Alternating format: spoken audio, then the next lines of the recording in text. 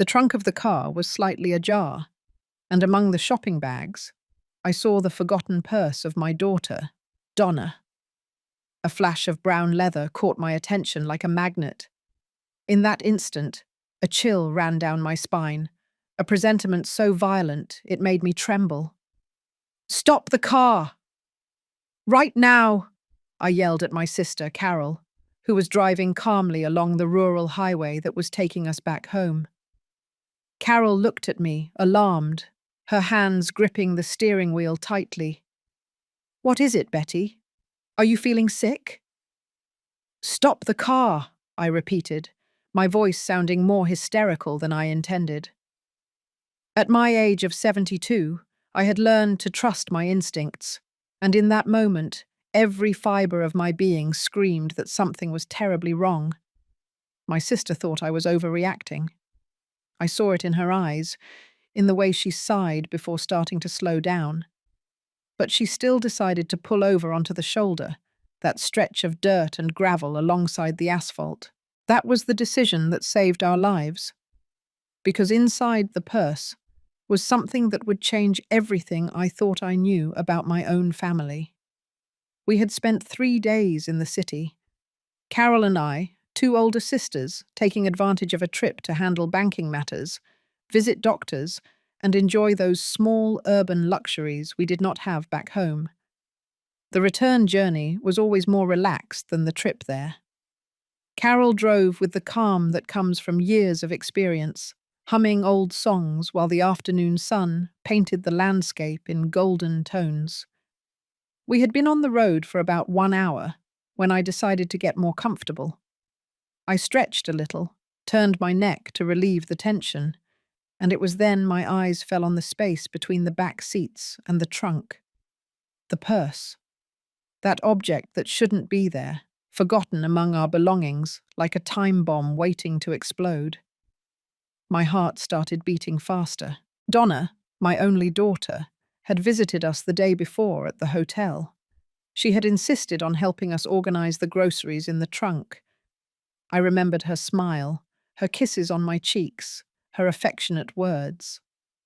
"Mum, drive carefully.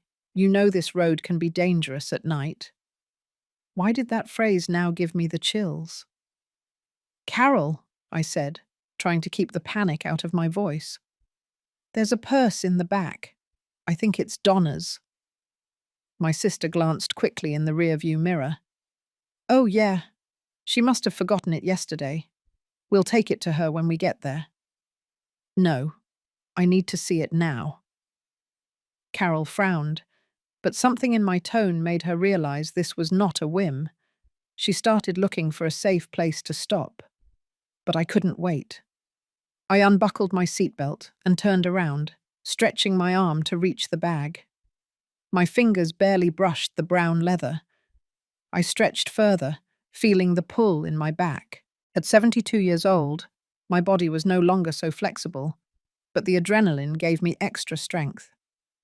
"Betty, for heaven's sake, you're going to hurt yourself." Carol sped up a little, desperately looking for a place to stop. Finally, my fingers managed to grab one of the handles of the purse. I yanked it towards me with a sudden movement. The purse fell onto my lap, just as Carol found that safe spot on the shoulder and stepped on the brake. The car stopped with a jolt. Carol turned to me with an expression of worry mixed with frustration. "Are you going to explain what is going on?" I didn't answer. My eyes were fixed on the purse that was now resting in my lap. It was definitely Donna's. Brown with gold details, with her initials engraved. D-E-M. Donna. Elaine Morales. I had given it to her myself 2 years ago, but there was something strange. The purse was heavier than normal, too heavy to contain only the usual things. With trembling hands, I opened the main zipper. Inside were the typical things: a small mirror, a lipstick, tissues. But underneath all that, wrapped in a silk scarf, was a cell phone. It wasn't the latest model iPhone that Donna always carried with her. This one was different. A basic, cheap phone, one of those that can be bought without needing to give personal information. A burner phone. The air seemed to leave my lungs. Carol leaned over to get a better look, her expression changing from curiosity to confusion. What is that? Why would Donna have two phones? That was exactly the question that made my blood run cold. I took the device in my hands. It was warm, as if it had been turned on recently. The moment I held it, it vibrated. A notification, then another, and one more. Someone was sending messages. I pressed the power button. The screen lit up, showing notifications from WhatsApp. The phone did not have a password. No protection. Betty? Carol's voice sounded tense. Maybe we shouldn't, but I had already opened the messaging application. The last chat was with a contact simply saved as M. The messages were recent. Very recent. M. They already passed the point. 15 minutes ago, they must be close. Don't write any more. Donna. Confirmed. 12 minutes ago, Minchell. Everything will go as we planned. 10 minutes ago, my breathing became irregular. I scrolled down the conversation, reading earlier messages. Each one was worse than the last. M. The mechanic confirmed the brake job. They will fail at mile marker 48. Yesterday. My hand started to tremble. The curve at mile marker 48, the most dangerous one on the entire highway, with a cliff on one side and enormous rocks on the other. M. Are you sure about doing this? It is your mother, Donna. 3 days ago. My daughter's reply came minutes later. Donna. We do not have another option. The debts are $350,000. If we do not pay, Matthew and I will be dead. The inheritance solves everything. Mum has properties worth more than $2 million. Nobody will suspect an accident on that road. The phone dropped from my hands. Carol quickly picked it up and started reading, her face transforming into a mask of horror. Good heavens, she whispered. Betty, this cannot be real. But I knew it was real. In that terrible moment, all the pieces clicked into place. Donna's frequent visits in the last few weeks, her insistence that I give her power of attorney, her questions about my will, about the bank accounts, her nervousness when I told her I preferred to wait before signing documents. Keep reading, I told Carol in a voice I didn't recognize as my own. My sister slid her finger across the screen. There were more messages, conversations dating back to 2 months ago. There were photographs of documents Donna had secretly taken. My will, bank statements, property deeds. Betty, we have to call the police. Carol was already looking for her phone. This is attempted murder. No, not yet. What do you mean, no?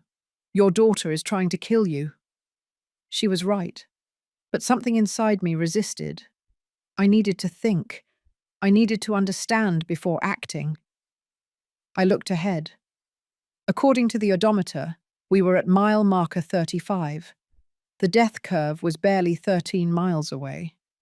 The silence inside the car was deafening. Carol was looking at me, waiting for an explanation, waiting for me to say something that made sense. But how could I explain that my own daughter had planned my death with the coldness of someone organizing a vacation? I need to think, I murmured, holding the burner phone in my hands as if it were a venomous snake. I need to understand everything before I make any move. Think. Carol's voice went up an octave. Betty, there is nothing to think about. Donna and that wicked Matthew planned to kill us. They tampered with the car's brakes. Any moment now we could— I know. I interrupted her, my voice sounding strangely calm. But if we call the police now, they will find out. And if they find out, They will find a way to escape or destroy evidence. We need to be smarter than them. My sister looked at me as if I had lost my mind. Maybe she was right. Maybe the shock of discovering my own daughter's betrayal had broken something in my brain. But as I held that phone, as I reread those cold, calculating messages, something inside me was transforming. The pain was there. Of course, a deep, lacerating pain that was tearing at my chest. But on top of that pain, something else began to grow. Something cold, something sharp. Rage. Not the explosive rage that makes you yell and break things. No. This was different. It was ice-cold rage, clear and precise as a scalpel. Donna had planned my death. My only daughter, the child I had carried in my womb, whom I had breastfed, whom I had raised alone after her father abandoned us. That same person had decided I was worth more dead than alive. $350,000 of debt. $2 million in property. The math was simple for her, apparently. Betty, please. Carol had tears in her eyes. We cannot stay in this car. If the brakes… You are right. I made a quick decision. We are going to test the brakes right now, while we are still in a safe place. Carol nodded, wiping her tears with the back of her hand. She slowly started the car, moving forward just a few feet on the empty shoulder. Then she stepped on the brake. The car stopped normally. She tried again, this time harder. The vehicle responded well, stopping abruptly. It seems like they work, Carol said, but her voice did not sound relieved. Maybe the plan was for them to fail gradually, as the message said. Maybe we haven't reached the point where… Mile marker 48, I completed. They designed this for the brakes to fail exactly on the most dangerous curve. We are 13 miles before that. The mechanism is probably set to deteriorate progressively. The precision of the plan was terrifying. They did not want the car to fail, just anywhere.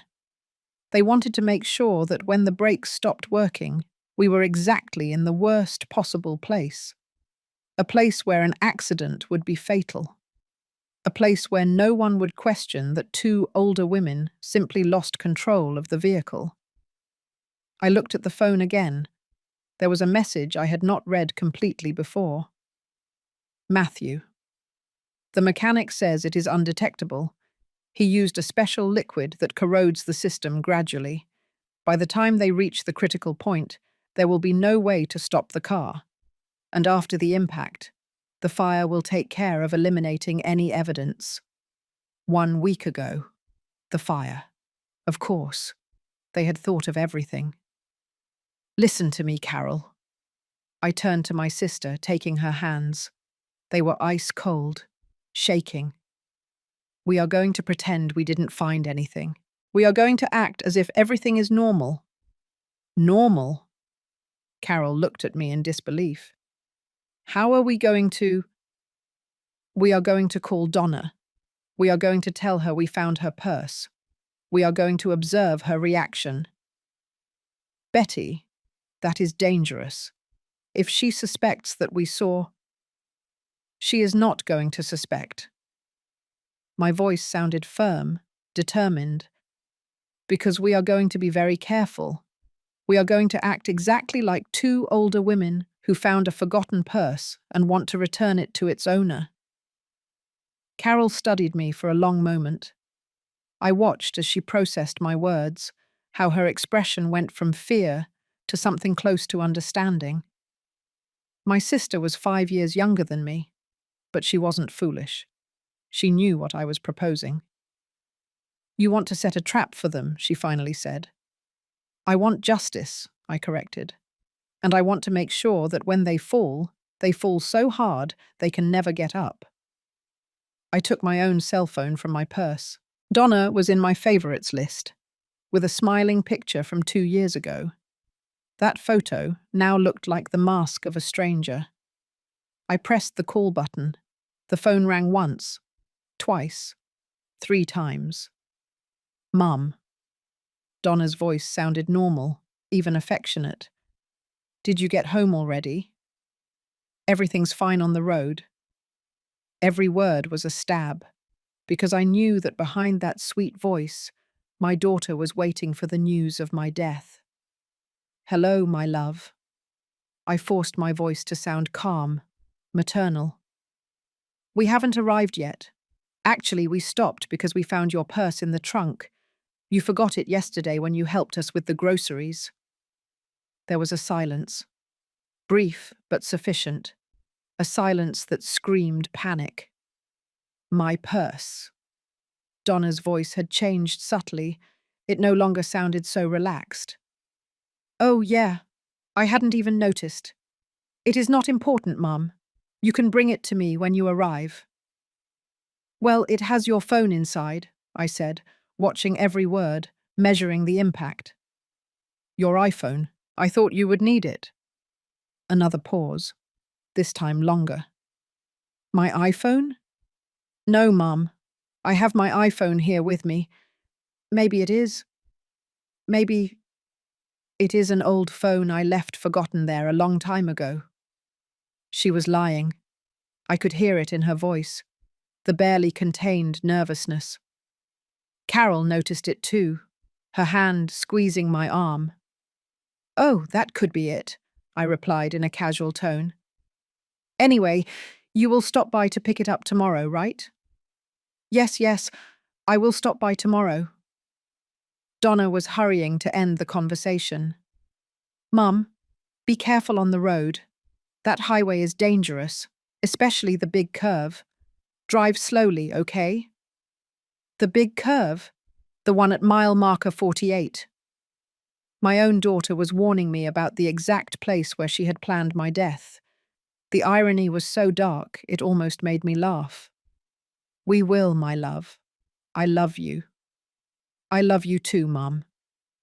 I hung up. The last words hung in the air of the car like an invisible poison. I love you, I repeated under my breath. How can she say that when she is waiting for me to die? Carol did not answer. There was no answer to that question. Immediately after hanging up, the burner phone in my hands started to vibrate. WhatsApp messages coming in one after another. It was Donna writing to M, who was obviously Matthew, her husband. Donna. Damn it. They found the purse 30 seconds ago. Matthew. What? How? 20 seconds ago. Donna. I forgot it in the car. She just called me. She said they found a phone inside. 15 seconds ago. Matthew. Did she check the phone? 10 seconds ago. Donna. I do not know. She sounded normal. But what if she saw the messages? Matthew. We are finished. Donna. 5 seconds ago. Matthew. Calm down. If she had seen something, she would not have called acting normal. She probably just saw the phone and thought it was yours. Old women like her do not even know how to use those devices, right now. Old women like her. Carol read that message over my shoulder and choked back an indignant gasp. I remained silent, but something inside me hardened even more. Matthew, the man who had entered my family 10 years ago, the man I had welcomed like a son, called me an old woman while planning my murder. Donna, what do we do now?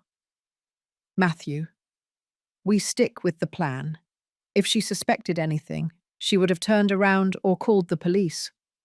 The fact that they are still on the way means she does not know anything. In less than 1 hour, everything will be over. In less than 1 hour, everything will be over. I looked at the car clock. It was at 4:37 in the afternoon. According to their calculations, by 5:30, I would be dead. Carol, too. 2 victims of a tragic car accident on a rural highway known for being dangerous. We are not going to reach that curve, I said suddenly. We are going to do something different. What do you mean? Carol looked at me with a mixture of fear and curiosity. We are going to pretend something is wrong with the car. We are going to call a tow truck and have us towed. But we are not going home. We are going straight to a mechanic's shop. Understanding illuminated Carol's face. So they document what was done to the car. Exactly. We need physical evidence. The messages are important, but a professional mechanic's report is irrefutable. Carol nodded slowly, wiping away the last of her tears. I could see how she was transforming too. The initial shock was giving way to something stronger. We were in this together, two sisters against the world, or more specifically, against my own daughter. Carol started the engine again, but this time we did not move forward. Instead, she turned the wheel and started turning around, driving away from the direction we were heading. Driving away from mile marker 48. Driving away from the death my daughter had planned in such detail. There is a mechanic's shop in the town we passed 1/2 hour ago, Carol said, her voice now firm and decided. The owner is Brandon. Do you remember him? He was a schoolmate of your late husband. He is trustworthy. I nodded, vaguely remembering a stocky man in his 60s who had always been kind to me the few times we had crossed paths. Trust. That word now had a completely different meaning for me. I had trusted Donna all my life, and look where that trust had led me. The burner phone vibrated again. More messages between Donna and Matthew. Donna, what if we check the car ourselves to make sure everything is still in place? Matthew, we cannot risk being seen near their house or on the highway. We already did our part visiting her yesterday. Any strange movement now would raise suspicion if something goes wrong. Donna, you are right. God, I am so nervous. I cannot stop thinking about… Matthew, do not think. Just wait. In 1 hour the police will call, reporting the accident. We will act surprised, devastated. We will go to the scene. We will cry. We will do everything that is expected of a grieving relative. Donna, what if they survive? My daughter's question chilled my blood. There was no hope in those words. She was not asking with relief. She was asking with fear that her plan would fail. Matthew, they will not survive. The mechanic was very clear. At the speed the car will be going and with the weight of the vehicle, the fall will be at least 50 meters. No one survives that. And if by some miracle they do, the fire will take care of the rest. I closed my eyes, feeling nauseous. Carol noticed my paleness and reached out a hand to touch my arm. Do not read any more, Betty. We have seen enough. But I needed to see. I needed to understand the extent of the betrayal. I kept scrolling down the messages, finding conversations from days earlier. There was a message from 1 week ago that caught my attention. Donna, I spoke with the lawyer. Once we have the death certificate, we can start the inheritance process.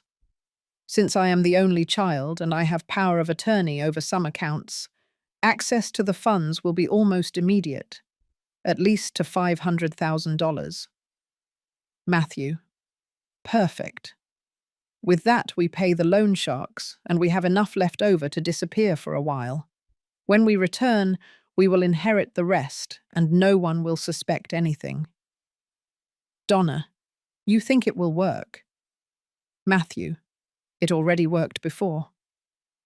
I froze, staring at that last line. It already worked before. What did that mean? Had they done this before? Had Matthew killed someone else? Carol, reading over my shoulder, gasped. Betty, that man is a murderer.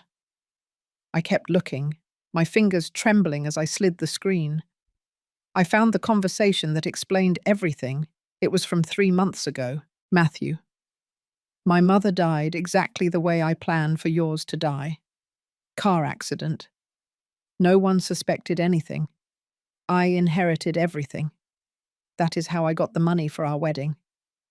Donna, you killed your own mother. Matthew, I did what was necessary. She was old, sick. She was going to die anyway in a few years. I just accelerated the inevitable and secured our future. Now we will do the same with Betty. Think about it. Your mother is 72 years old. How many more years do you think she will live? 5? 10? Is it worth waiting and risking losing everything because of our debts? Donna, I do not know. He is my mother. Matthew, she is an obstacle, nothing more. Love does not pay debts of $350,000. Love does not stop the loan sharks from breaking our legs, or worse. Your mother is our only way out. Donna, okay, we will do it. Okay, we will do it. 2 words that sealed my death sentence. My daughter had chosen. Between her mother and the money, she had chosen the money. Between my life and her comfortable life, she had chosen hers. The car stopped abruptly, and I realized we had arrived at the mechanic's shop. It was a modest building with a large open gate where several vehicles in different states of repair could be seen. A hand-painted sign read, Brandon's Auto, Trusted Repairs, since 1985. A man in grease-stained overalls came out when he heard the engine. It was Brandon, now with more grey hair than I remembered, but with the same kind expression on his face. Carol? Betty? His smile faded when he saw our faces. What happened? Are you two all right? Carol got out of the car first, approaching him. I got out more slowly, still holding the burner phone in my hand. My mind worked quickly, calculating what to say, how to explain without revealing too much yet.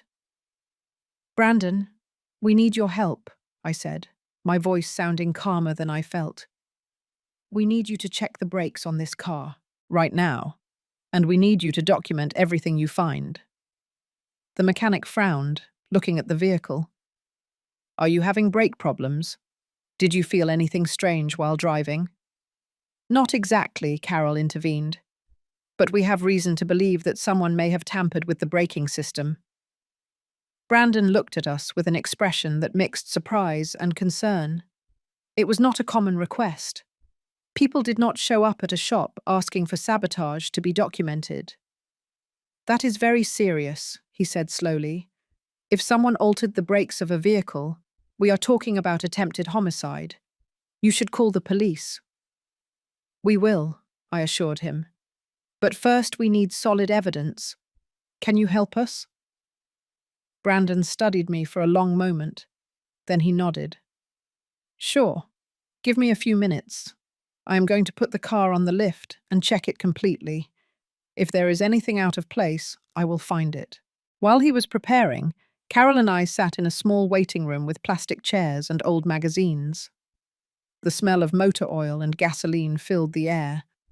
Normally it would have bothered me, but now I barely noticed it. My mind was elsewhere, processing everything I had discovered. Donna had not only planned my death, she had married a man who had killed his own mother. How had I not realized? How had I been so blind? I remembered the wedding, 10 years ago. Donna, radiant in her white dress. Matthew, handsome and charming, telling me how his mother had tragically died in a car accident just before they met. He had cried telling me that story. Fake tears. Now I knew, crocodile tears while he was probably internally celebrating his perfect crime. And I had believed him. I had opened my home, my family, my heart to him. The burner phone vibrated again. This time it was an incoming call. The name on the screen said M. Matthew was calling. I looked at Carol, who violently shook her head. We shouldn't answer. But a part of me wanted to hear his voice, I wanted to confirm that the monster from the messages was real. I let it ring until it went to voicemail. Seconds later, an audio message arrived. With trembling hands, I pressed play. "Donna, damn it, answer the phone." Matthew's voice sounded tense, anxious. "I need to know if your mother checked that phone. If she saw the messages, everything goes to hell. Call me as soon as you hear this." I put the phone in my purse just as Brandon entered the waiting room. His expression was grave, and in his hands he carried a container with dark liquid. "Ladies," he said, his voice heavy with seriousness, "you have to see this." He guided us to the shop where the car was lifted. He pointed to the brake system, specifically to the lines that transported the fluid. "Look here. Someone injected a corrosive compound into the brake fluid. It is something I have only seen once before, in a fraudulent insurance case. This chemical progressively degrades the internal lines. The brakes work normally at first, but after a certain distance or certain use, the lines weaken until they break completely." "How far would we have gotten before they failed?" I asked, although I already knew the answer. Brandon did some mental calculations, looking at the car's odometer. With the amount of chemical they used, and considering the weight of the vehicle, I would say between 10 and 15 miles more. After that, the brakes would have stopped working completely, without any warning. 10 to 15 miles. We would have arrived exactly at mile marker 48. The death curve. The plan was perfect, diabolically perfect. "Can you document all this?" Carol had taken out her phone and was taking pictures. "We need proof." "I am already doing it." Brandon had brought a camera and was photographing every angle of the brake system. "I am also going to take samples of the contaminated liquid for analysis. This is evidence of a crime, ladies. You have to call the police now." He was right. We already had enough. The messages on the phone, the sabotaged car, the mechanic's documentation. It was time to make the call. But before I could take out my phone, Donna's device vibrated again. This time it was a different message, from a number that was not saved in the contacts. "Unknown number. The payment is ready. $15,000, as we agreed.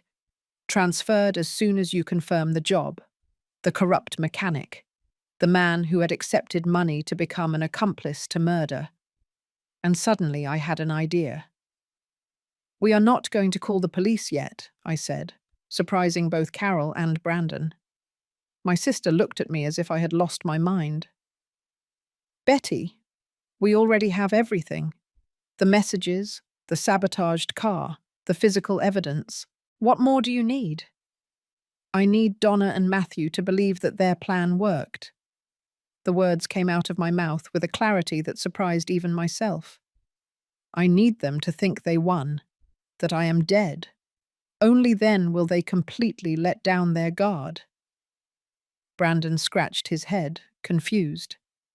"I do not understand. Why would you want to do that?" I sat down in a nearby chair, organizing my thoughts. The cold rage I had felt before was transforming into something more calculated, more dangerous. Donna had planned every detail of my death. It was time for me to plan every detail of her downfall. Because if we call the police now, they will get a good lawyer. They will say the messages are fake, that someone else has access to that phone. Matthew is smart. He has done this before. He will find a way to plant reasonable doubt.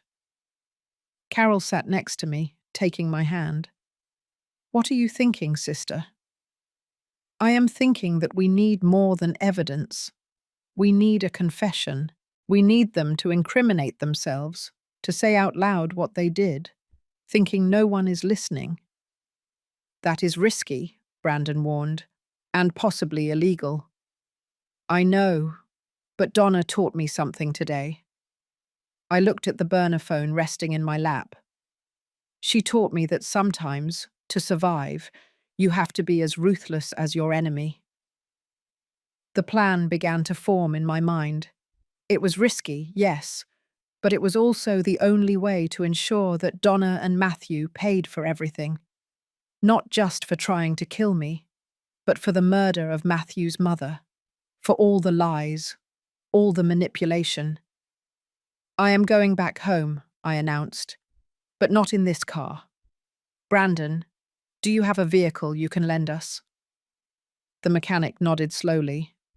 I have an old pickup truck. It is not fancy, but it runs well.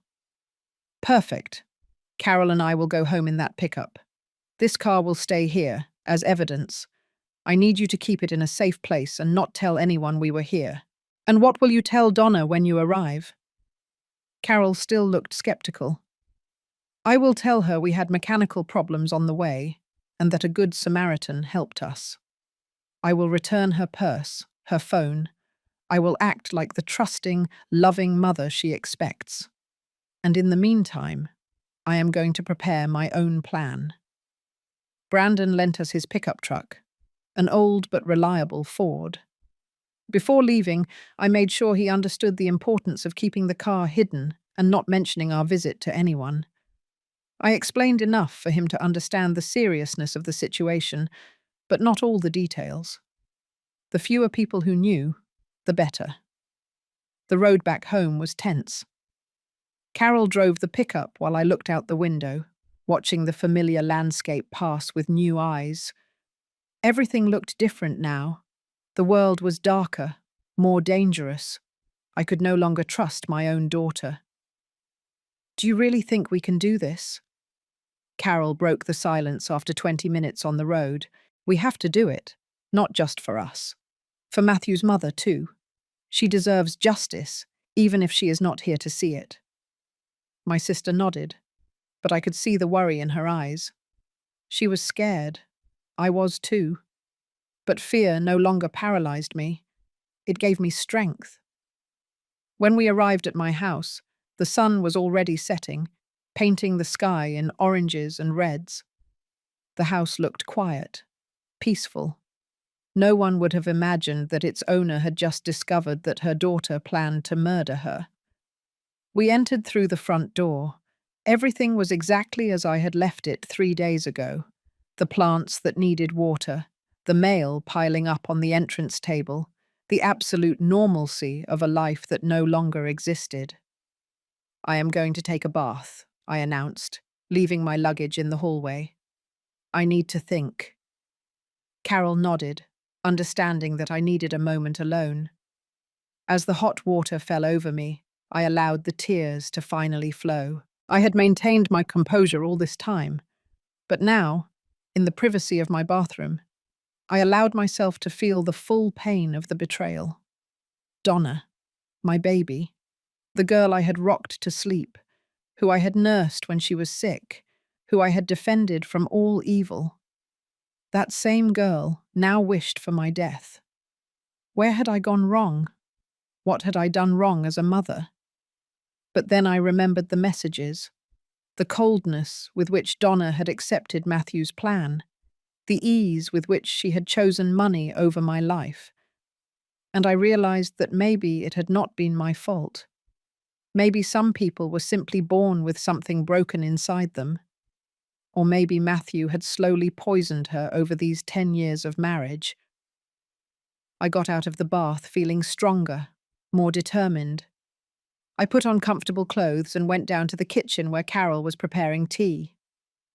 Donna called, my sister said without looking at me. She asked if you had arrived safely. I told her yes, that you had a small problem with the car, but that a kind gentleman helped you. She sounded relieved. Relieved that her plan had failed, or maybe relieved that I had not discovered the truth yet.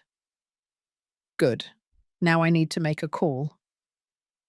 I took out my personal phone, not Donna's burner. I looked for a name in my contacts. Catherine Harris, my lawyer and friend for 30 years.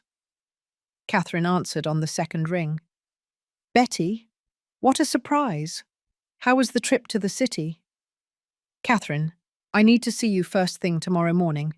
It is urgent and extremely confidential. There was a pause. Catherine knew me well enough to detect the seriousness in my voice. Are you okay? Did something happen? I cannot talk on the phone, but I need your help with something legal, something that could change my will and several other important documents. I will be in my office at 8 o'clock in the morning. Does that work for you? Perfect. Thank you, Catherine. I hung up and looked at Carol. Tomorrow we start building our trap, but tonight I am going to visit my daughter. What? Carol almost dropped her teacup. Betty, that is dangerous. If she suspects that, she will not suspect anything, because I am going to give her exactly what she expects, a loving and completely ignorant mother. I picked up Donna's purse that I had carefully put away. I am going to return her purse personally, and I am going to observe every detail of her reaction. The drive to Donna's house took 15 minutes. She lived in a nice middle-class neighborhood in a 2-story house that I had helped pay for 5 years ago. Now that thought made my stomach churn. I had invested so much in her happiness, and this was how she repaid me. Matthew's car was in the driveway. Perfect. I wanted to see them both. I rang the doorbell, holding the purse with steady hands. I heard footsteps approaching. The door opened, revealing Donna. She looked tense, with pronounced dark circles under her eyes. She had been crying. "Mom!" Her voice trembled. "What are you doing here?" "I came to return your purse, my love." I held out the object with a maternal smile. "I did not want you to worry about it." Donna took the purse with trembling hands. Her eyes moved quickly, searching for the burner phone. She found it exactly where I had left it, wrapped in the silk scarf. "Thank you, Mum. You didn't have to bother coming all this way." "It is no bother. Besides, I wanted to make sure you were okay. You sounded a little strange on the phone." "Strange?" Donna laughed nervously. "No, not at all. I was just busy with some things." Matthew appeared behind her, his expression carefully neutral. "Betty, what a surprise. Come in, please." I entered the house that I knew so well. Everything looked normal. Family photographs on the walls, comfortable furniture, the perfect appearance of a happy home. But now I knew the truth hidden behind that facade. "Would you like something to drink, Mum?" Donna was putting the purse away in a nearby closet, her body blocking my view, probably checking the phone discreetly. "No, thank you. I just wanted to drop this off and go back home. It has been a long day." "How was the trip?" Matthew had sat on the sofa, his posture relaxed, but his eyes alert. "Donna mentioned you had car trouble." "Oh, that." I waved my hand carelessly. "A strange noise in the engine, nothing more. A very kind gentleman helped us, and we were able to continue without problems." I saw the exchange of glances between Donna and Matthew, a silent communication. They were wondering why the plan had failed, why I was there, alive, instead of dead at the bottom of a cliff. "I am glad you are okay," Donna said, returning from putting the purse away.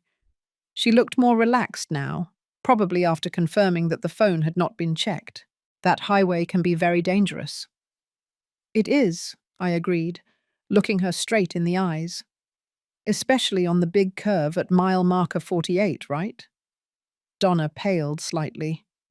"Yes, that curve is particularly bad." I stood up, smoothing my skirt. "Well, I will let you rest. I just wanted to make sure to return your purse, my love." Donna walked me to the door. Before leaving, I hugged her. I felt her tense up in my arms, uncomfortable. I wondered if she had ever felt genuine love for me, or if it had always been just an act. "I love you, Donna," I whispered in her ear. "I love you too, Mum." Lies. It was all lies. I returned home with a heavy heart, but a clear mind. The game had begun. Donna and Matthew thought they had dodged a bullet. They thought their secret was safe. They had no idea of the storm that was about to break over them. At 8 o'clock in the morning precisely, I was sitting across from Catherine Harris's desk. My lawyer watched me with a mixture of concern and curiosity as I explained everything. The messages on the burner phone, the sabotaged car, Donna and Matthew's plan to murder me. Catherine listened in silence, her professional expression hiding the shock she must have been feeling. When I finished, she leaned back in her chair and exhaled slowly. Betty, I am speechless. Donna is your only daughter. I never imagined she was capable of something like this. Me neither. My voice sounded firmer than I felt. That is why I need your help. I need to protect my assets and at the same time set a trap that forces them to confess. Catherine leaned forward, her fingers intertwined on the desk. Tell me exactly what you have in mind. Over the next hour, we elaborated a meticulous plan. First, Catherine would draft a new will that would completely remove Donna as an heir. Everything would pass to a charitable foundation we would create specifically for this purpose. Second, we would revoke any power of attorney Donna might have over my accounts or properties. But we are not going to register these changes immediately, I explained. We are going to date them for today, but we will keep them locked up in your safe. If something happens to me, they automatically go into effect. That is smart, Catherine admitted. But there is something else you need to do. You need to transfer your liquid assets to new accounts that Donna does not know about. If she has access to your banking information, as you mentioned she does, she might try to drain those accounts before we can act. She was right. Over the next 2 hours, with Catherine's help, I opened new bank accounts and transferred my savings. It was $800,000 in total, accumulated over a lifetime of work and sacrifice. Money that Donna had taken for granted would be hers. Now comes the tricky part, Catherine said, printing the documents for me to sign. You said you want them to confess. How do you plan to achieve that? Donna believes I am a silly old woman who does not know how to use technology. A cold smile appeared on my face. I am going to use that belief against them. I am going to invite them to dinner at my house, and I am going to record the entire conversation. Catherine frowned. Recordings without consent may not be admissible in court, depending on the circumstances. Then we will make sure the circumstances are the right ones. Besides, I do not need it to be admissible in court. I just need it to exist. Once I have the recorded confession, I can use it as leverage to obtain a formal confession. My lawyer studied me for a long moment. You have become very calculating, Betty. Donna taught me well. My voice sounded bitter. She taught me that in this world, you are either the predator or you are the prey. Before leaving Catherine's office, I made one last request. I need you to investigate Matthew Morales. Specifically, I need information about his mother's death. You said you have contacts in the police. Use those contacts. Catherine wrote down the name. Do you really think he killed his mother? I am sure of it. And if I can prove it, he will not just fall for trying to kill me.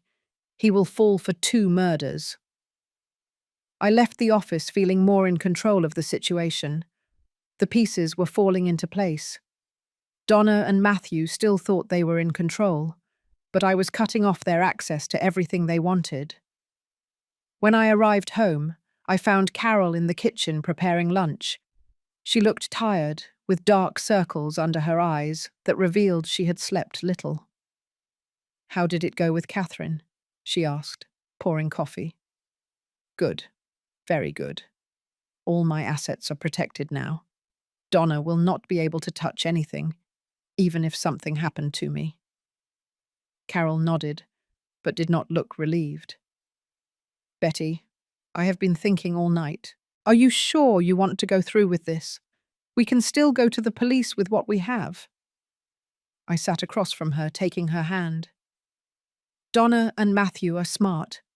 They will get good lawyers. They will say someone else planted that phone, that the messages are fake. Matthew has already gotten away with murder once before. I cannot risk him escaping again. But the car, the mechanic, he documented everything. And they will say it was some enemy, someone who wanted to harm them. They will plant reasonable doubt. But if I have them confessing on tape, admitting their crimes in their own voices— I left the sentence unfinished. Carol sighed deeply. When will you have the dinner? This weekend. I will tell them I want to celebrate that we arrived safely from the trip. It will be ironic, don't you think? My sister did not smile at my attempt at black humor. This could be dangerous. If they suspect anything, they will not suspect, because I am going to continue being the trusting, loving mother, the silly old woman who does not know anything. The rest of the week passed in a kind of surreal normalcy. Donna called me twice, asking how I was, if I had taken the car to be checked after the mechanical problem. Every conversation was a play where both of us acted roles. Her, the worried daughter; me, the mother grateful for her attention. Meanwhile, Catherine worked in the background. She called me on Wednesday with news. Betty, I found something about Matthew's mother. She died 11 years ago in a car accident. The official report says she lost control on a curve, but there was one investigator who thought something was not right. The car's brakes were completely destroyed, too destroyed for a simple accident. They investigated further. No. Matthew quickly inherited, sold his mother's properties, and moved to another city. This town, in fact. 1 year later, he met Donna. It all fit. Matthew had perfected his method with his own mother, and now he was repeating it with me.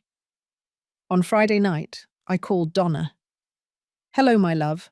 I want to invite you and Matthew for dinner tomorrow. I want to cook your favorite dish, the one you loved so much when you were a little girl. There was a brief pause.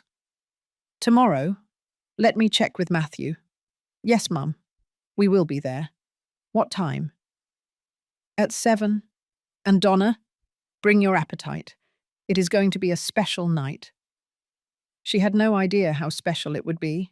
For her, it would be the night everything fell apart. The night she would discover that her mother was not as silly as she thought. The night the prey would become the hunter. Saturday passed in a kind of tense calm.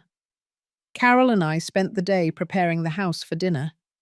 I cooked Donna's favorite dish, that chicken stew with spices that she had loved since she was a little girl. Every time I had prepared it before, I did it with love. Today, I did it with a completely different purpose. While the meat cooked slowly, I prepared the other crucial element of the night. Catherine had gotten me a small recording device, discreet and effective. I placed it strategically under the dining room table, hidden among the decorative ornaments. I also activated the recorder on my cell phone, which I would casually leave on the table. Are you sure about this? Carol asked me for the 10th time that day. She was nervous, twisting a dish towel in her hands. Completely sure. I tasted the stew, adjusting the salt. Tonight, Donna and Matthew are going to show their true colours. I just need to push them in the right direction.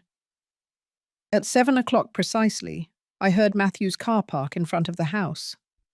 My heart started beating faster, but I kept my expression serene. Carol positioned herself in the kitchen, ready to serve when necessary. I opened the door with a big smile. Donna was beautiful, as always, in an elegant dress and perfectly applied makeup. Matthew, beside her, was dressed casually but neatly, the perfect image of a successful couple. My darlings, come in, come in. I hugged them both, feeling the tension in their bodies.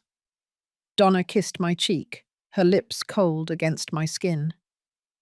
It smells delicious, Mum, she said. entering the house. "It is your special stew." "Of course. I know how much you like it." Matthew handed me a bottle of wine. "To go with dinner, Betty." "What a thoughtful gift. Thank you."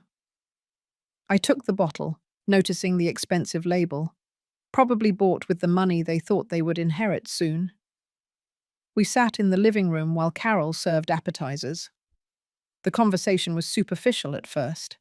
The weather, the news, trivial comments about nothing important. But I could feel the tension beneath the surface. Donna was watching me too closely, as if looking for signs that something was wrong. "How is the car, Mum?" Matthew finally asked, his tone casual but his eyes alert. "Donna mentioned you had trouble on the road." "Oh, that." I waved my hand carelessly. "A strange noise. Nothing more. I have not had time to take it to the mechanic yet." I saw the exchange of glances between them. Confusion. Concern. They were wondering why the car had not failed as they planned. "You should have it checked soon," Donna insisted. "Old cars can be unpredictable."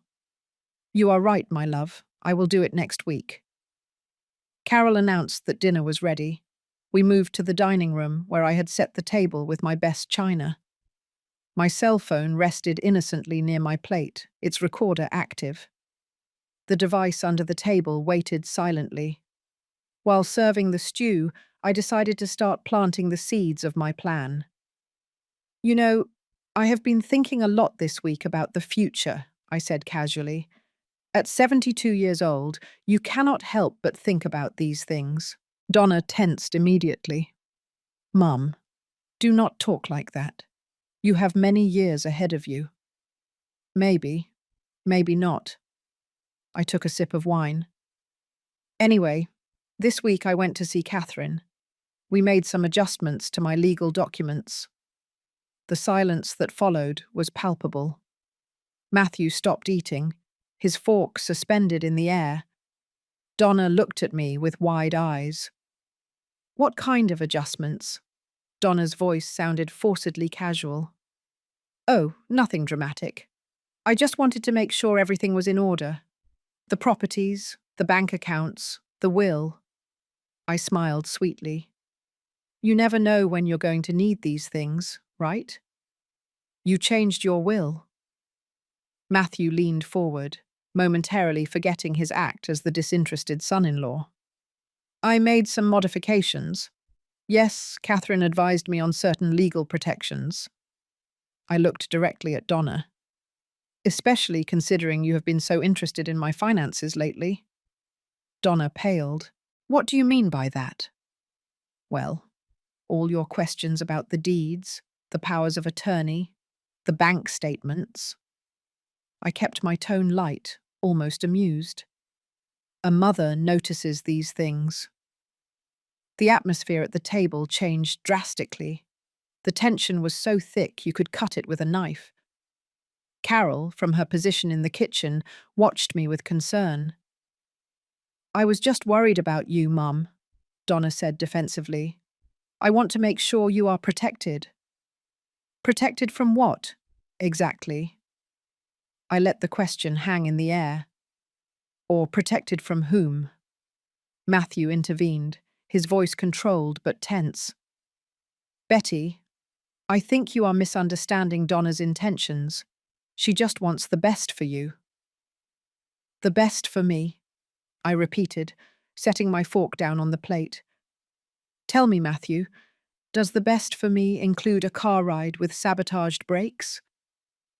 The silence that followed was absolute. Donna had stopped breathing. Matthew had become completely motionless, his face a mask of shock. "What? What are you saying?" Donna finally found her voice, but it sounded high-pitched, hysterical. "I am saying that I know everything." I leaned back in my chair, watching them calmly. "I know about the burner phone.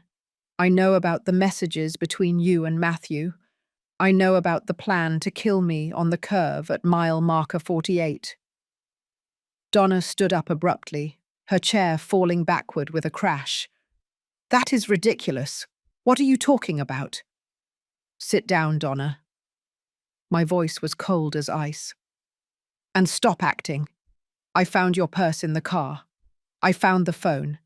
I read every message, every detailed plan of how to murder me to collect the inheritance. Matthew had also stood up, his face red with anger. This is crazy. I do not know what phone you are talking about. Someone is lying to you, manipulating you against your own daughter. Oh, really? I took the burner phone out of my pocket and placed it on the table. Then this is not yours, Donna. And these messages about the $350,000 of debt, about hiring a mechanic to tamper with the brakes of my car. Donna looked at the phone as if it were a venomous snake. Her lips trembled, searching for words that did not come. You, Matthew started, approaching menacingly. You do not have the right to check private things. I have every right when those private things include plans to murder me. I stood up, facing him. Despite my 72 years, I was not going to let myself be intimidated. And it is not just me, is it, Matthew? You also killed your mother. The same method, the same plan. You thought no one would find out. Matthew's face completely transformed. The mask of the charming son-in-law disappeared, revealing something dark and dangerous underneath. You do not have proof of anything, he spat the words. That phone could be anyone's. The messages could be fake. But they are not. My voice remained firm. And I have more than the phone. I have the car. I took it to a trusted mechanic. He documented everything. The corrosive chemical in the brake system. The exact plan for them to fail at mile marker 48. Donna began to cry, great sobs that shook her body. Mum, please, you have to understand. We were desperate. The loan sharks were going to kill us if we did not pay. We did not have a choice. You did not have a choice. The rage finally filtered into my voice. Your only choice was to murder your own mother. Do you know how many times I helped you when you had money problems? How many times I paid your debts, your whims? And this is how you repay me. You do not understand, Donna screamed. This time it was different. It was too much money. And you have so much, Mum. $2 million in property. Why do we have to wait until you die naturally? There it was. The confession I needed. Perfectly recorded on 2 different devices. Donna's words hung in the air like poison. Carol had come out of the kitchen, watching the scene with horror. Matthew had realized too late what Donna had just admitted. Shut up, he hissed at Donna, grabbing her arm. Do not say anything else. But the damage was done. Donna collapsed into her chair, crying uncontrollably. The whole facade of the worried daughter had crumbled, revealing the greed and desperation underneath. Too late for silence, I said, my voice heavy with a calmness I did not feel. You already confessed, and every word was recorded. Matthew turned to me, his eyes narrowed. Recorded? I pointed to my cell phone on the table. Modern technology. Matthew. Even us old women know how to use it when necessary. His face twisted into a grimace of fury. In 2 quick steps, he reached the phone and smashed it against the floor. The screen shattered, fragments of glass scattered everywhere. There is your recording, he growled. I smiled. It was exactly the reaction I had anticipated. That was just one. There is another device in this room, and copies at the wall, and at my lawyer's office. Destroying one phone does not erase the truth. Matthew stood frozen, processing my words. Donna looked up, her eyes red and swollen. Mum, please, we can fix this. It does not have to go to the authorities. Fix it, I repeated with disbelief. How exactly do you propose to fix an attempted murder? With an apology? With empty promises? With money? Matthew intervened, his calculating mind already looking for a way out. We will pay you the $350,000 we owe, plus interest.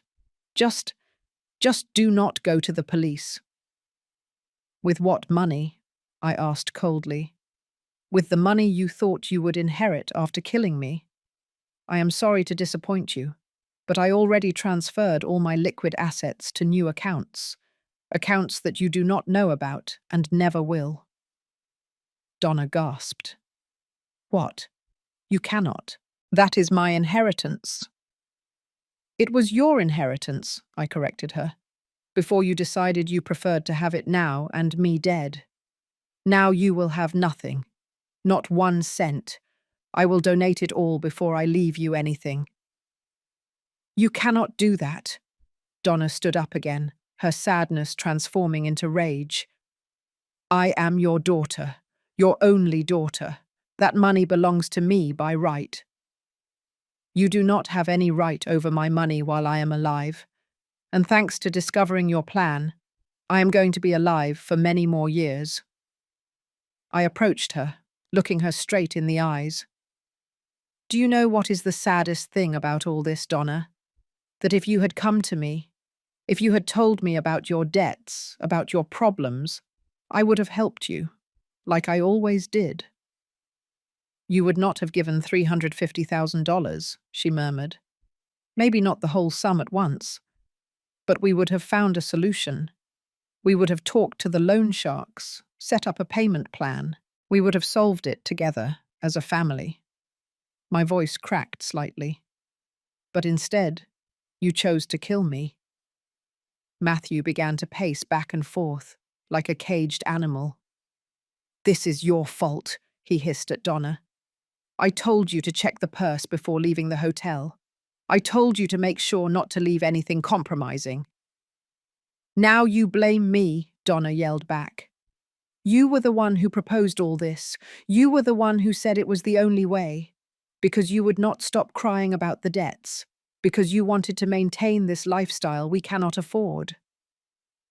I watched them fight, blaming each other, revealing the cracks in their relationship. Carol approached me, taking my hand in a gesture of silent support. Enough, I finally said, my voice cutting through their argument. Your marital problems do not interest me. What interests me is justice, for me and for Matthew's mother. Matthew froze. What did you say? Your mother, the one you also killed 11 years ago using exactly the same method.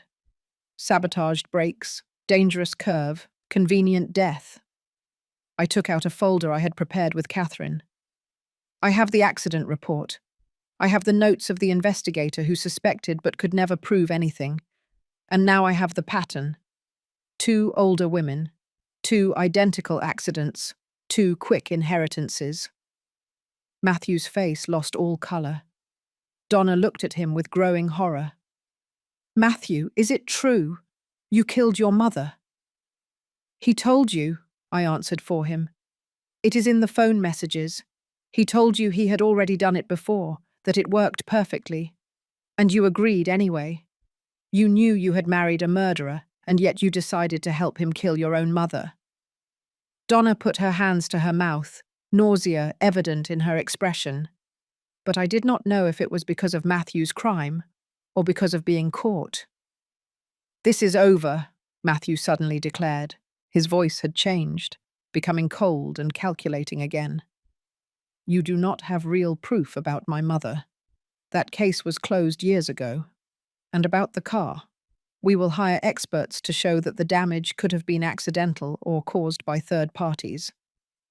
And Donna's recorded confession? I raised an eyebrow. She was under emotional pressure. Any lawyer will dismiss it as unreliable. We will say you manipulated her, that you confused her. He approached dangerously. You are an old woman, Betty.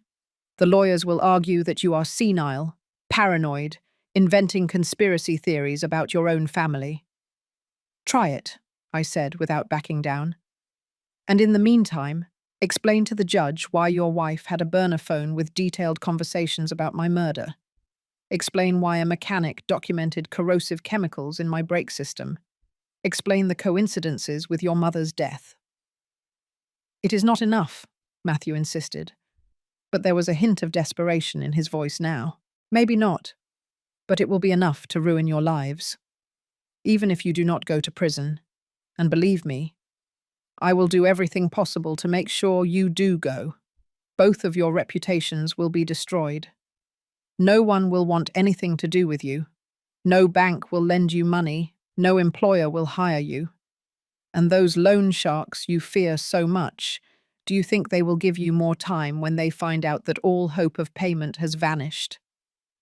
I saw the real fear appear in Donna's eyes. The loan sharks. She had momentarily forgotten the original reason for all this, the debt that had pushed them to desperation.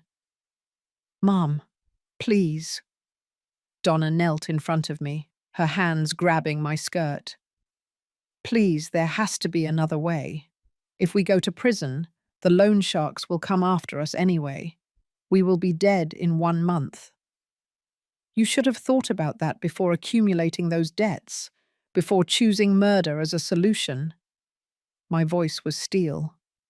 I am not going to save you, Donna. Not this time. You are my mother, she cried, tears rolling down her cheeks. Mothers are supposed to protect their children. Always. And daughters are supposed not to plan to murder their mothers, I replied. But here we are. Carol touched my shoulder gently. Betty, maybe we should call the police now. She was right. I had obtained what I needed. The confession, the evidence, everything was documented. It was time to end this. But before I could reach for my backup phone, Matthew moved, quick as a snake. He grabbed a knife from the kitchen sideboard. The blade shone under the dining room light as he pointed it at me. No one is calling anyone, he said, his voice dangerously calm. We are all going to sit down and we are going to find a civilized solution to this. Carol gasped. Donna stood up, looking at her husband with horror. Matthew, what are you doing? What I should have done from the beginning, he replied, without taking his eyes off me. Take control of the situation. I looked at the knife, then at Matthew, and to his surprise, I smiled. Go ahead, I said calmly. Threaten me with a weapon. Better yet, use it. Just make sure the security cameras catch every second. Matthew blinked, confusion crossing his face. What cameras? I pointed to the corners of the dining room. I installed them this morning, 4 cameras, all recording in high definition, all streaming live to a cloud server. I lied partially. There was only 1 camera, but he did not know it. So please continue. This will only make the case against you easier. The knife trembled in Matthew's hand. His eyes moved frantically, searching for the cameras I had mentioned. He found one, discreetly mounted in the upper corner of the dining room. His face crumbled as he realized that every movement, every threatening word, had been captured. This is a trap, he whispered, the knife slowly falling. This whole thing was a trap from the beginning. Of course it was, I confirmed. Did you think I was going to let you escape after planning my death? Did you think I was going to be the silent and convenient victim you expected? Donna looked between Matthew and me, her face a mask of absolute despair. Mom, please. We can leave. We can disappear. You will never see us again. Just let us go. So you can do this to someone else? Carol spoke for the first time in minutes, her voice firm. So Matthew can find another woman with a rich mother and repeat the same plan? No. Donna, this ends here. Matthew dropped the knife completely, the metal clanging against the wooden floor. He let himself fall into a chair, his head in his hands. We are finished, he murmured. Completely finished. Finally, you understand, I said. I reached for my backup cell phone, the one I had kept in my pocket throughout dinner. Now I am going to call the police, and you are going to stay exactly where you are. Wait, Donna approached, but Carol stood between us.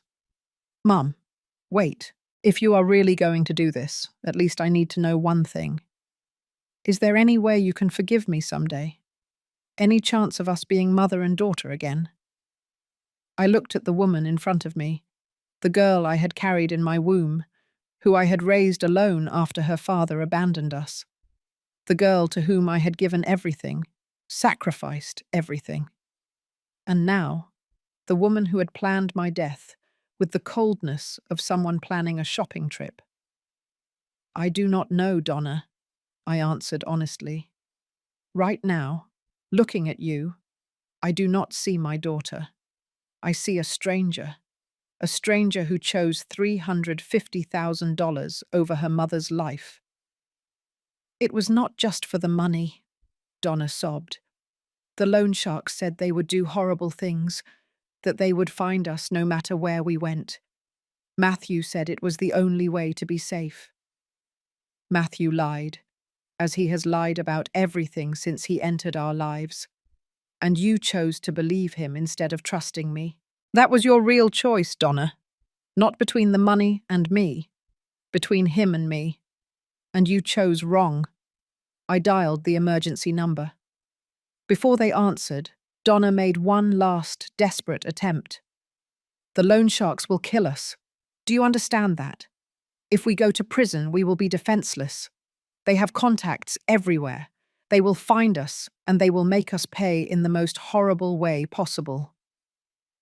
Then maybe you should have thought about that before getting into debt with criminals, I replied without emotion. Or better yet, before thinking that murder was an acceptable solution. The operator answered. 911. What is your emergency? My name is Betty Espinoza. I need to report an attempted murder. The people responsible are here in my house right now. I gave my address in a clear, firm voice. Are you in immediate danger, ma'am? The operator asked. I looked at Matthew, defeated in his chair, and Donna, crying on the floor. No, I am not in danger anymore.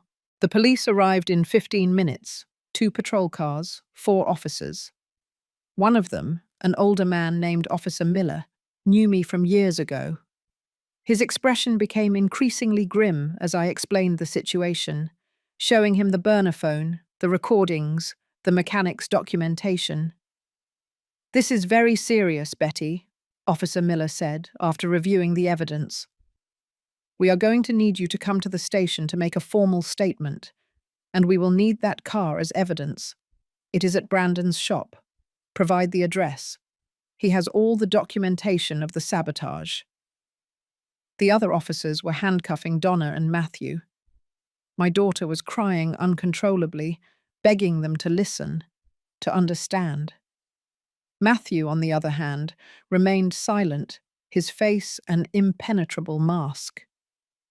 You have the right to remain silent, one of the officers began, reciting his rights. Anything you say can and will be used against you. I watched the scene as if I were outside my body. This woman being arrested was my daughter. She carried my blood. She had grown up in my house. And now I was sending her to prison. Carol hugged me as the officers led Donna and Matthew out of the house.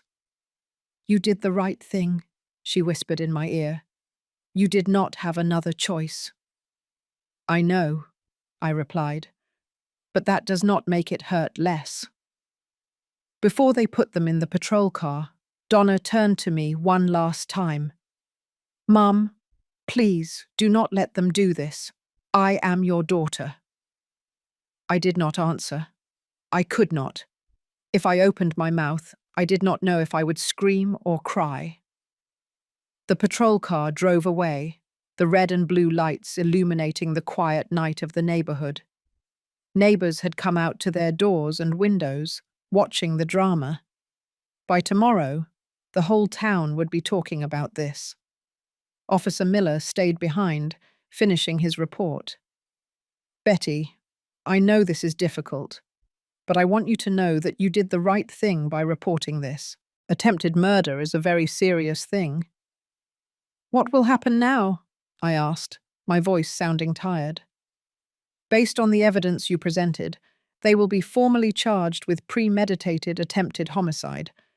With the recordings, the messages, and the physical evidence from the car, the case is quite solid. We will also investigate the death of Matthew Morales' mother. They will go to prison, almost certainly, for a very long time. Officer Miller closed his notebook. You will need to testify in court. Will you be ready for that? Yes, I replied without hesitation. I will be ready. After everyone left, Carol and I stayed in the silent house. The dining room table was still set, the stew cooling on the untouched plates, the wine glasses untouched, the remains of a family dinner that never happened. Do you want me to stay the night? Carol asked softly. Please. We sat in the living room in silence, processing everything that had happened. I had won. I had exposed Donna and Matthew. I had protected my assets. I had achieved justice. But the victory tasted bitter. Do you think I will ever be able to forgive her? I asked in the dark. Carol took my hand. I do not know, Betty. Maybe with time, or maybe not. But what I do know is that you did what you had to do to survive, and that is not something you should feel guilty about. My phone rang. It was Catherine. Betty, I just heard. Are you okay? I am processing it, I admitted. Tomorrow we need to meet. There are legal matters to attend to. The will, the accounts, and you will probably want to consider a restraining order in case they get out on bail. They will not get out, I said with certainty. The evidence is too solid. Even so, better safe than sorry. Catherine paused. Betty, I know this is horrible, but you survived. And not only that, you fought back. Many women in your situation would not have had the courage or the cunning to do what you did. After hanging up, I stared at the night through the window. Somewhere in this city, Donna was in a cell, facing the consequences of her actions. Part of me, the part that was still a mother, wanted to run to rescue her. But the stronger part, the part that had fought to survive, knew that this was necessary. Do you think the loan sharks will really go after them? Carol asked. Probably, but that is not my problem anymore. My voice sounded colder than I intended. Donna made her choice. Now she has to live with the consequences, or, in this case, survive them. 6 months later, I sat in my garden, watching the flowers I had planted that spring. Roses, gardenias, jasmine, the same ones my mother grew when I was a child. The morning sun was warm, but not overwhelming, perfect for drinking the tea Carol had prepared for me. Life had moved on, as it always does. The trial had been quick and definitive. Donna and Matthew were sentenced to 20 years in prison for premeditated attempted murder. Matthew received an additional 15-year sentence after his mother's case was reopened and enough evidence was found to charge him with homicide. The similarities between both cases had been impossible to ignore. Donna had written me 3 letters from prison. All 3 remained unopened in a drawer in my desk. I was not ready to read them. Maybe I never would be. The loan sharks had tried to contact Donna in prison, but the authorities had intervened. It turned out that those criminals were being investigated for a dozen more serious crimes. Many of them also ended up behind bars. The irony did not escape me. Catherine had finalized all the legal changes. My new will established a charitable foundation that would help older women who were victims of financial abuse by family members. It was a cause I now understood too well. Donna's name had been completely removed from all my legal documents. More tea? Carol appeared with the teapot, interrupting my thoughts. Please. I extended my cup. My sister had moved in with me after everything that happened. Neither of us wanted to be alone, and her company had been a balm for my wounded soul. Together, we had begun to rebuild a life that did not revolve around pain and betrayal. This arrived today. Carol handed me an envelope. It was from the state prison. Another letter from Donna, the fourth. I held it in my hands, feeling the weight of the paper. Part of me wanted to open it, wanted to know what my daughter had to say after 6 months of confinement. But the other part, the part that was still healing, knew I was not ready. Are you going to read it? Carol sat down next to me. Maybe. Someday. I put the letter in the pocket of my robe. But not today. A bird landed on the bird feeder I had installed near the roses. I watched it drink, oblivious to human dramas, living its simple and pure life. There was a lesson in that, I thought. About letting go of the past and focusing on the present. Brandon called yesterday, Carol said. He wants to know if you need him to check your new car. I had sold the sabotaged car as evidence after the trial and bought a new one. One that no one had touched, no one had manipulated, one that was completely mine and safe. Tell him yes, next week would be fine. The breeze moved the jasmine leaves, bringing their sweet fragrance.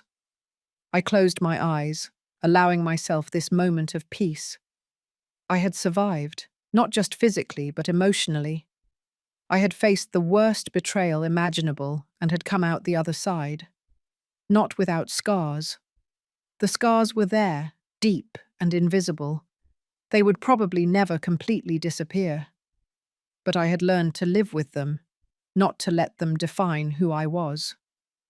Do you know what is the strangest thing? I said suddenly. I do not miss her. I thought I would, but I do not. I miss the Donna I thought she was, the daughter I thought I had, but that person never really existed. Carol took my hand. Or maybe she did exist, but she got lost along the way. The greed, the fear, Matthew, all of that changed her. Maybe. I took a sip of tea, savoring the warmth. Or maybe she was always like this, and I just did not want to see it. I did not have answers, and I had learned to be at peace with that. The phone rang inside the house. Carol got up to answer, leaving me alone with my thoughts and my garden. I heard her muffled voice through the open window. Then she returned with a smile. It was Catherine. The foundation is already fully established. She says they already have 3 cases of women who need help. I smiled for the first time in what felt like years. Something good was coming out of all this pain. Other women would not suffer in silence, as I almost did. Tell her I will go to the office tomorrow. I want to meet those women. The sun continued its ascent in the sky. The day stretched out before me, full of possibilities. I was no longer afraid. I no longer looked over my shoulder, wondering who would want to harm me. I had learned the hardest lesson of all, that sometimes danger comes from where you least expect it, from the people you love the most. But I had also learned that you are stronger than you imagine, that you can survive even the deepest betrayal. I leaned back in my chair, feeling the sun on my face. At 72 years old, I had started a new life.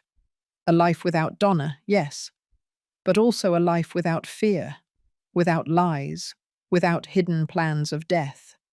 A life that was completely, finally mine. Carol sat down next to me again, and together we watched the garden in silence.